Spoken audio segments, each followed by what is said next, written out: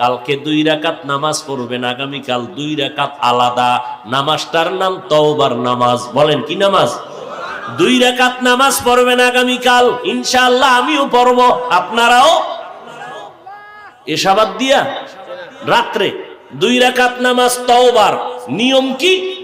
নামাজ অন্য সিস্টেমেই পড়বেন, শুধু সেজদার সময় নিয়মটা আলাদা। তওবার নিয়তে নামাজ পড়বেন, অন্তরকে আল্লাহর কাছে ছেড়ে দিয়া বলবেন, আল্লাহ আমি আপনার আদালতের আসামি হইয়া দাঁড়াইছি, তওবা করার নিয়তে নামাজে দাঁড়াইলাম। 2 রাকাত নামাজে কয়টা সেজদা হবে? 4টা সেজদা হবে। সেজদায় যখন যাবেন দিলটা নরম করে যাবেন, যাইয়া 3 বার বা 5 বার 7 বার সুবহান রাব্বিয়াল আ'লা বলার পরে এরপরে 3 বার খুব নরম হইয়া 3 বার আমার আল্লাহকে হাজির নাজির মনে করে আপনি সেজদায় গিয়া মনে করবেন, আমার কপাল মাতুয়াইল মসজিদের ফ্লোরের মধ্যে নাই, নবীর হাদিস মতে আমি আমার মাওলার কুদরতি কদমের উপরে কপাল লাগায় দিছি। এইবার আল্লাহকে হাজির নাজির জানিয়া একা একা নির্জনে বলবেন 3 বার। কয়বার?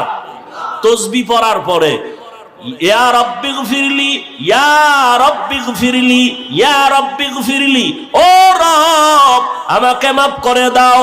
খুব নরম হইয়া চোখে পানি আনার বাহানা করে আল্লাহর কাছে বলবেন সিজদায় বসিয়া, ইয়া রাব্বি গফিরলি, ইয়া রাব্বি গফিরলি, ইয়া রাব্বি গফিরলি। কয়বার?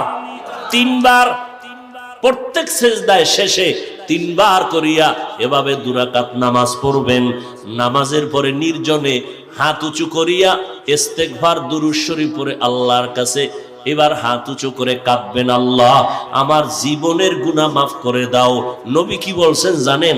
এইভাবে নামাজ পড়লে ওই বান্দার সিজদা থেকে মাথা উঠবে না আল্লাহ ক্ষমার ঘোষণা না দেওয়া পর্যন্ত। তার মানে আপনি এই দোয়া পড়ে উঠবেন, এর আগেই আপনার জিন্দেগীর গুনাহ আল্লাহ মাফ করে দিবেন। পারবেন?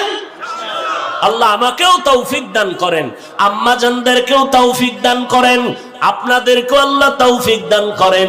কেউ যেন আমরা আমল থেকে বঞ্চিত না হয়ে যায়।